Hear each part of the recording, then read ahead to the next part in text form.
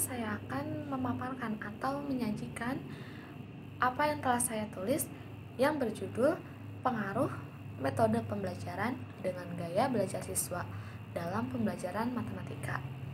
Sebelumnya kita perkenalan dulu ya. Perkenalkan, nama saya Indah Miladiah, NIM 18081010504 dari kelas 5C, jurusan Tatris Matematika, YIN Syekh Nurjati, Cirebon. Dengan dibuatnya video kali ini guna untuk memenuhi mata pelajaran metodologi penelitian yang diampu atau dibimbing oleh dosen Bapak Dr. Budi Manfaat, MSI. Oke, kita bahas dari yang pertama, yaitu pendahuluan. Di pendahuluan ini ada 4 bagian. Yang pertama, latar belakang. Yang kedua, pernyataan masalah. Yang ketiga, pertanyaan penelitian. Dan yang keempat ada referensi dan pentingnya penelitian. Kita bahas dari yang pertama, itu latar belakang. Matematika merupakan salah satu pelajaran yang dianggap sulit oleh kebanyakan siswa. Kemampuan pemecahan masalah matematika siswa dapat ditinjau dari berbagai dimensi, seperti halnya metode pembelajaran dan gaya belajar siswa itu sendiri. Efektifnya, guru menguasai bukan hanya satu metode saja, melainkan berbagai macam metode pembelajaran yang sesuai dengan siswa, agar siswa dapat memahami pelajaran yang disampaikan dan disesuaikan pula dengan gaya belajar siswa yang berbeda-beda. Oke, selanjutnya ke pembahasan tinjauan literatur, di mana tinjauan literatur ini ada 3 bagian. Yang pertama, tinjauan konseptual, yang kedua, tinjauan teori, dan yang ketiga, tinjauan hasil penelitian terdahulu. Yang pertama, kita bahas tinjauan konseptual. Dalam dunia pendidikan atau keguruan, guru dituntut untuk dapat menggunakan berbagai metode pembelajaran untuk menyampaikan materi saat kegiatan belajar mengajar atau KBM. Namun pada umumnya, guru mengajar atau menyampaikan materi kepada siswa hanya menggunakan satu metode saja. Menurut Trianto, pada tahun 2010 menyatakan bahwa metode pembelajaran adalah suatu perencanaan atau suatu pola yang digunakan sebagai pedoman dalam melaksanakan pembelajaran di kelas atau pembelajaran dalam tutorial. Dalam menggunakan atau pemilihan metode pembelajaran, guru dituntut adanya kemampuan dalam menguasai dan menerapkan berbagai macam metode pembelajaran yang disesuaikan dengan gaya belajar itu sendiri. Semakin baik metode itu, maka efektif pula pencapaian tujuan pembelajaran tersebut. Yang kedua ada tinjauan teori. Nah, menyambung dari pembahasan tadi, bahwasanya berbicara tentang metode pembelajaran tak lepas dengan gaya belajar siswa, karena dua hal tersebut saling terkait, yang mana guru mengacu pada teori behavioristik dan juga humanistik. Teori belajar behavioristik itu adalah sebuah teori yang mempelajari tingkah laku manusia. Menurut Desmita pada tahun 2009, teori belajar behavioristik merupakan teori belajar memahami tingkah laku manusia yang menggunakan pendekatan objektif, mekanistik, dan materialistik, sehingga perubahan tingkah laku pada diri seseorang dapat dilakukan melalui upaya pengondisian. Menurut teori ini, dalam belajar yang terpenting adalah input yang berupa stimulus dan output yang berupa respon.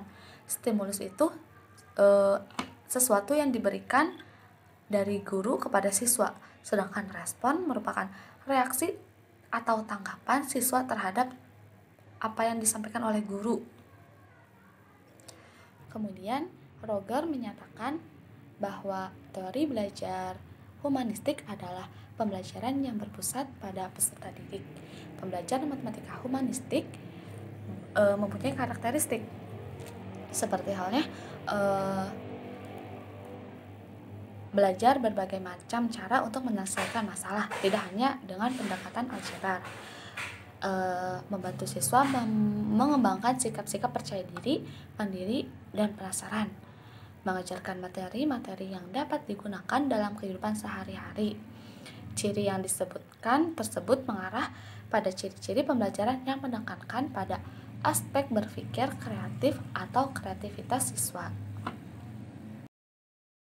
Oke, kita ke pembahasan yang terakhir, yang ketiga ya, tentang desain dan metode penelitian. Di sini kita dibagi dua, desain penelitian dan metode penelitian. Nah, kita bahas desain penelitian dulu. Dalam desain penelitian, saya merancang penelitian ini menggunakan pendekatan kuantitatif. Kenapa? Karena penelitian ini didasarkan pada asumsi atau argumen dan adanya variabel, lalu dianalisis menggunakan penelitian kuantitatif. Di mana kuantitatif itu kan menggunakan aspek pengukuran, perhitungan, kepastian adanya data gitu ya. Lalu untuk desain penelitiannya yaitu eksperimental atau perbandingan. Jadi percobaan gitu. Kita ambil sampel 2 kelas atau 2 kelompok, kita 2 kelas lah ya. Misalkan kelas A itu menggunakan metode pembelajaran ceramah. Kenapa ceramah? Karena penelitian terdahulu itu kita temunya itu menggunakan metode ceramah. Dan kelas A menggunakan metode pembelajaran tipe TPS atau Think Pair Square yang akan kita coba gitu ya. Dan kita akan membandingkan dan terlihatlah gaya belajar siswa yang paling efektif itu yang mana, dari metode pembelajaran yang mana gitu. Selanjutnya metode penelitian. Metode penelitian di sini dilakukan dengan teknik analisis kuantitatif inferensial.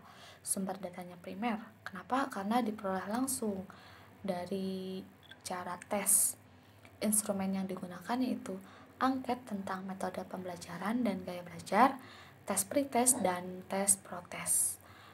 Variabel dalam penelitian kali ini yaitu metode pembelajaran. Metode pembelajaran itu ada 2, ceramah dan tipe TPS atau Think Pair Square. Lalu ada gaya belajar. Gaya belajarnya itu visual atau penglihatan, audio, pendengaran, dan kinestetik gerak. Untuk populasinya itu dikhususkan buat siswa SMP Negeri 1 Cilimus kelas 7 dengan cara teknik cluster random sampling, melakukan sampling secara acak dari beragam cluster gitulah ya.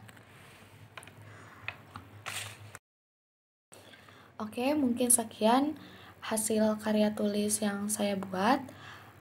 Mohon maaf apabila banyak kekeliruan di dalam hasil ini, karena di sini juga saya masih proses belajar, dan masih banyak butuh bimbingan dan membutuhkan saran, kritik dari orang-orang yang lebih mampu, lebih hebat dari saya. Dan saya undur diri. Mohon maaf apabila ada kesalahan. Wassalamualaikum warahmatullahi wabarakatuh.